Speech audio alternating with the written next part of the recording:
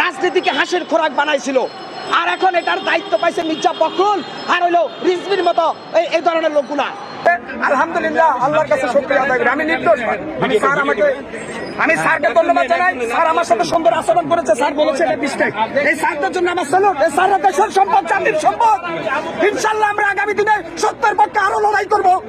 এই স্যারের জন্য আমার স্যালুট। এই স্যার আমাকে আমি অপরাধী নয়। আল্লাহ তুমি কবুল করো। ঠিক আছে, আমি ফখরুল সাহেবকে বলবো, আপনার ইতিহাস আমি জানি, চ্যালেঞ্জ করে বিএনপি নেতাদের সাথে।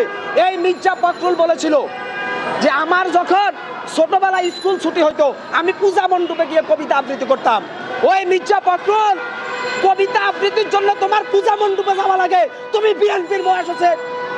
অত্যন্ত কষ্ট লাগে যখন শেখ হাসিনার পতনের পরে ধানের শীষের পালে হাওয়া লেগেছিল, যখন মানুষ বিএনপির পক্ষে, যখন মানুষ রাস্তায় নেমেছে, তখন মির্জা ফখরুল ইসলাম আলমগীর বিএনপির ভোট ব্যাংকে ধ্বংস করে দিচ্ছে।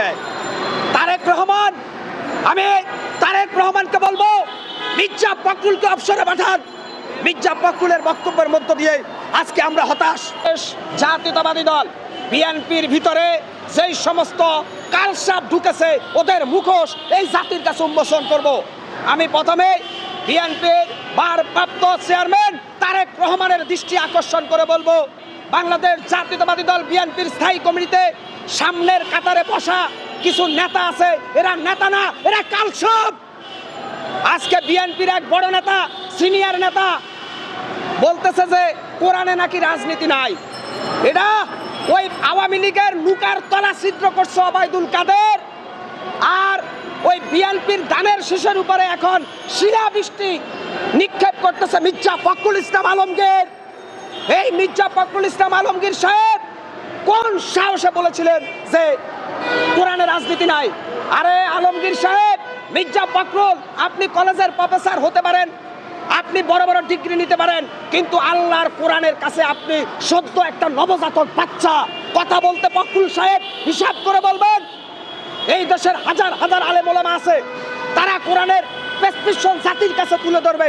আপনার মতো ফখরুল বলতেছেন যে কোরআনে রাজনীতি নাই। এই কথা বলার সাথে সাথে বিএনপির ভোট কমা শুরু হয়েছে মিয়া। অথচ বিএনপির নেত্রী খালেদা জিয়া সব সময় আলেমদেরকে রেসপেক্ট করতেন, তিনি ইসলামকে সবসময় হাইলাইট করতেন। শহীদ রাষ্ট্রপতি জিয়াউর রহমান ছিলেন মুসলমানের অহংকার। অর্থাৎ বাংলাদেশ জাতীয়তাবাদী দল বিএনপির শুরু হয়েছে বিসমিল্লাহ দিয়ে, আর বিএনপির শেষ হয় ইনশাআল্লাহ দিয়ে।